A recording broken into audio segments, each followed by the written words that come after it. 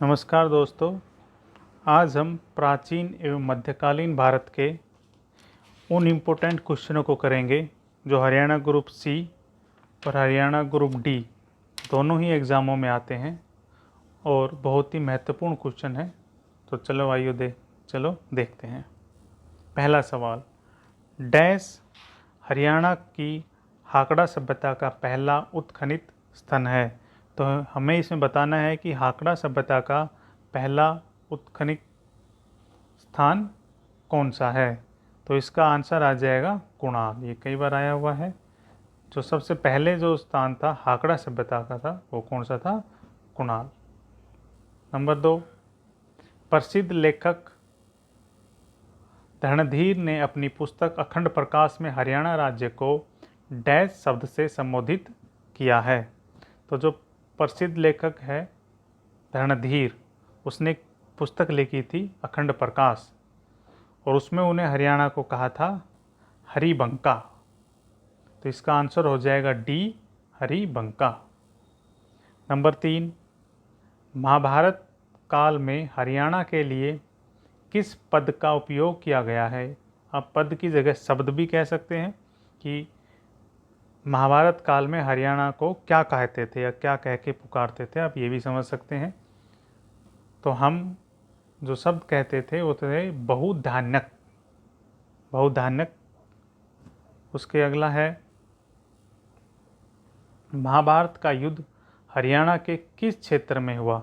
तो ये तो हम सभी जानते हैं दोस्तों, बहुत ही इम्पोर्टेंट है कि महाभारत का युद्ध हरियाणा के किस क्षेत्र में हुआ था? कुरुक्षेत्र। इसका हो जाएगा ए, कुरुक्षेत्र। अगला है नंबर 5, हरियाणा के किस जिले में सुप्रसिद्ध धार्मिक ग्रंथ महाभारत की रचना हुई? तो ये दोबारा रिपीट हो गया, वही कुरुक्षेत्र में ही। आप जानते हैं युद्ध भी कुरुक्षेत्र में हुआ था और जो महाभारत की रचना की गई थी वो भी वहीं पर की गई थी, कुरुक्षेत्र। नंबर 6, महाकाव्य महाभारत के रचयिता कौन है? तो महाकाव्य महाभारत के रचयिता ऑप्शन डी हो जाएगा, महर्षि वेदव्यास। ऑप्शन डी, महर्षि वेदव्यास। नंबर 7, गीता का प्रथम श्लोक कुरुक्षेत्र की व्याख्या किस रूप में करता है? तो हमें इसमें बताना है कि गीता के प्रथम श्लोक में कुरुक्षेत्र को क्या कहा गया है। आप ऐसा भी कह सकते हैं कि कुरुक्षेत्र को गीता के प्रथम श्लोक में क्या कहा गया है। बहुत इंपॉर्टेंट है। ऑप्शन हो जाएगा बी, धर्म क्षेत्र। तो गीता के प्रथम श्लोक में कुरुक्षेत्र को धर्म क्षेत्र कहा है। हम आपको ये श्लोक भी दिखा देते हैं। धर्म क्षेत्रे कुरुक्षेत्रे समवेता युत्सवे मामका पांडव सर्वे किम कुर्वते संजय। ये जो श्लोक बोला था ये धृतराष्ट्र ने बोला था, जो दुर्योधन के पिता थे। क्योंकि जब भी गीता का नाम आता है हम सोचते हैं कि कृष्ण ने ही बोला होगा, लेकिन नहीं।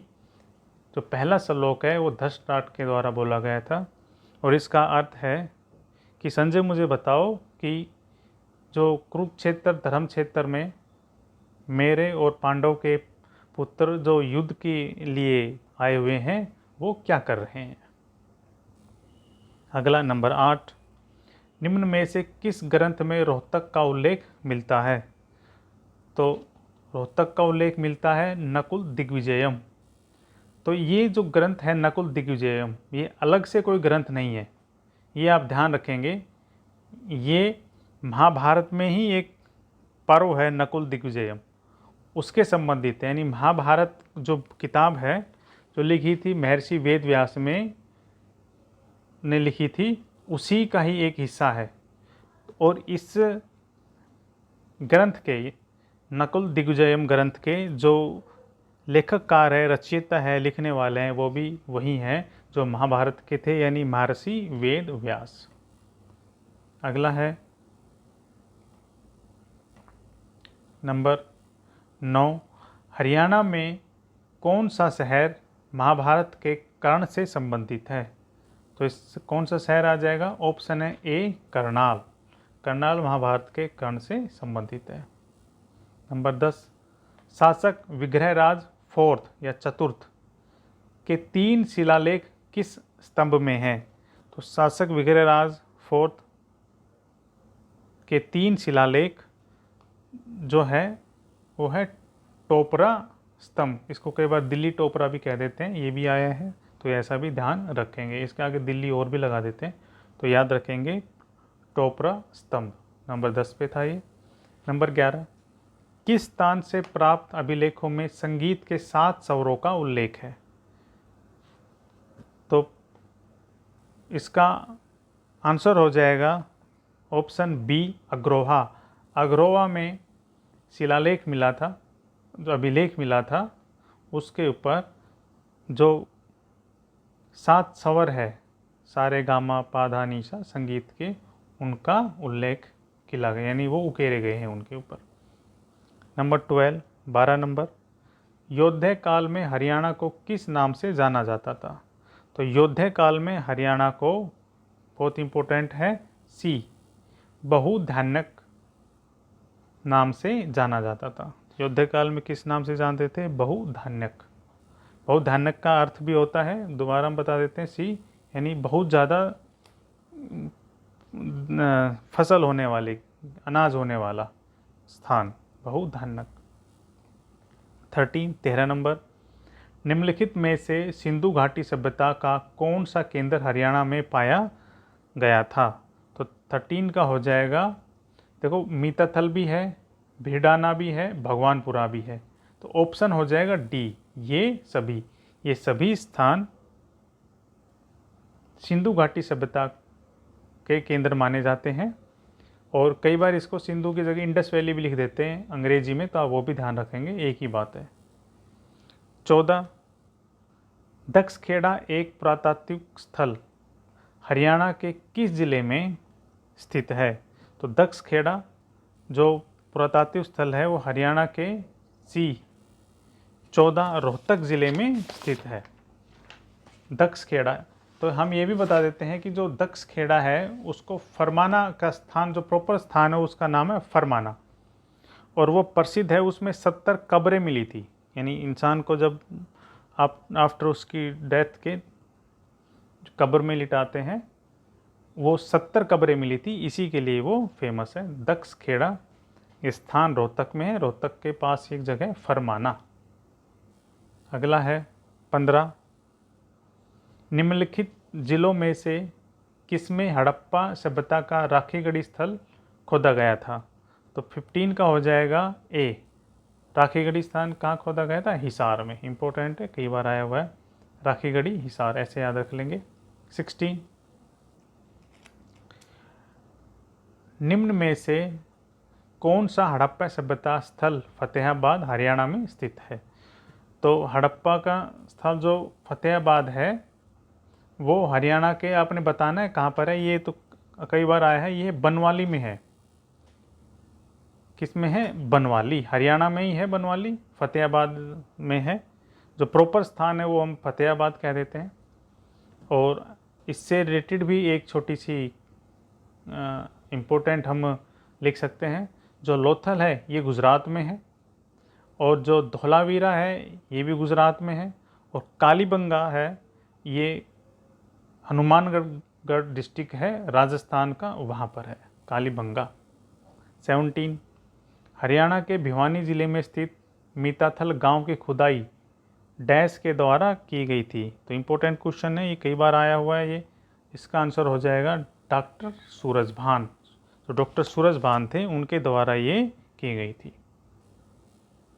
18, काले चमकीले चित्रित मृदभांड किस काल की संस्कृति दर्शाते हैं?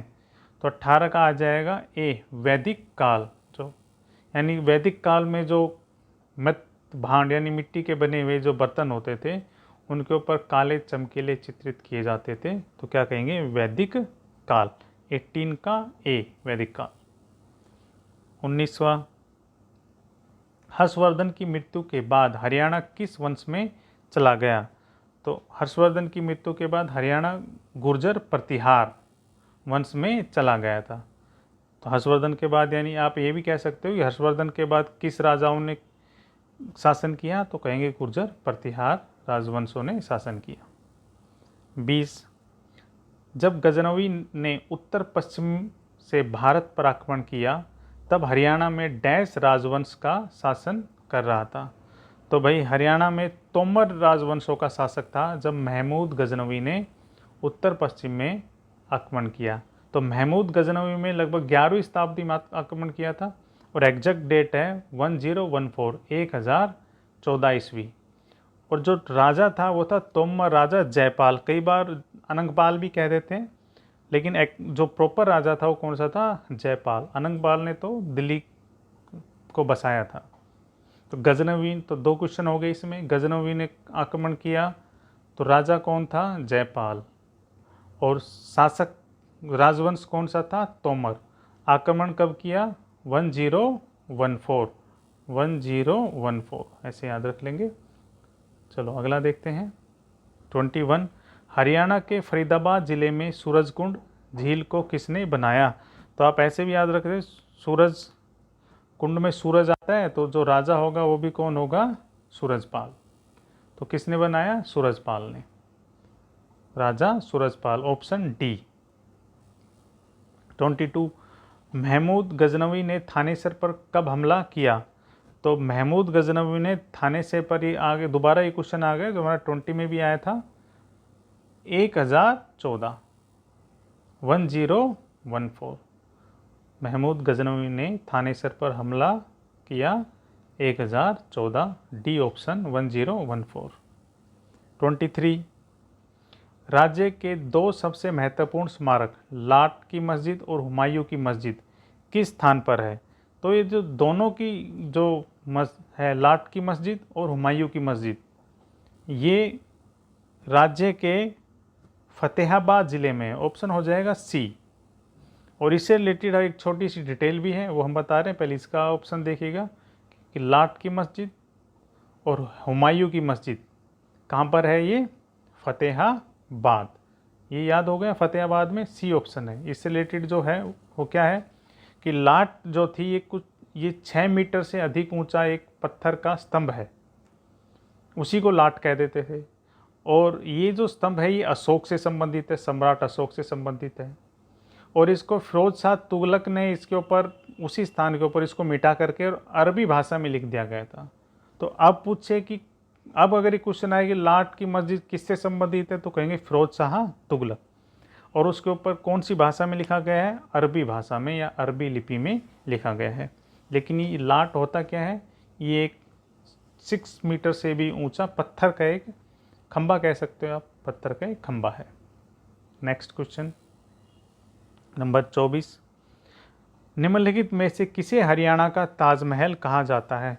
तो शेख चिल्ली के मकबरे को हरियाणा का ताजमहल कहा जाता है। ये कई बार आया हुआ है और ये कुरुक्षेत्र में ही है और कहीं भी नहीं। शेख चिल्ली का मकबरा, हरियाणा का ताजमहल कहाँ पर है? कुरुक्षेत्र। ये कुरुक्षेत्र के पास एक जगह, जो प्रॉपर जगह का नाम है वो है थानेसर। और हमारा आखिरी क्वेश्चन है, निम्नलिखित में से किसके बीच पानीपत का तीसरा युद्ध हुआ था? तो पानीपत का तीसरा युद्ध बहुत ही इंपॉर्टेंट है, अहमद शाह अब्दाली और मराठों के बीच हुआ था। इंपॉर्टेंट क्वेश्चन है, कई बार आया है। तो ऑप्शन हो जाएगा डी, पानीपत का तीसरा युद्ध अहमद शाह अब्दाली और मराठों के बीच हुआ था। इससे संबंधित में हम एक छोटी सी इंफॉर्मेशन दे देते हैं, क्या कि पहला जो युद्ध हुआ था वो हुआ था 21 अप्रैल 1526 यानी 21 अप्रैल 1526, बाबर इब्राहिम लोधी। सेकंड युद्ध हुआ था 5 नवंबर 1556, 1556, अकबर और हेमू। और तीसरा 14 जनवरी 1761, अहमद शाह अब्दाली और मराठा। तो मराठा की तरफ से जो तीसरा युद्ध था उसमें जो लड़ रहे थे, जो सेनानायक थे, वो थे सदाशिवराव बाहू। और तीसरे युद्ध में सदाशिवराव बाहू की पराजय हुई थी, अहमद शाह अब्दाली विजयी हुआ था। दूसरे युद्ध में अकबर विजयी हुआ था और प्रथम युद्ध में बाबर विजयी हुआ था। ये भी याद रखें, इसमें बाबर विजयी हुआ था, इसमें अकबर, इसमें अहमद शाह अब्दाली। और तीसरे युद्ध के बाद तो मराठा साम्राज्य का अंत ही हो गया था। तो दोस्तों ये हमारे आज के 25 क्वेश्चन थे और उम्मीद है कि आपको पसंद आए होंगे। अच्छे लगे होंगे। आप हमारे चैनल को लाइक करें, सब्सक्राइब करें। फिर मिलते हैं किसी नई वीडियो में। धन्यवाद। Thank you.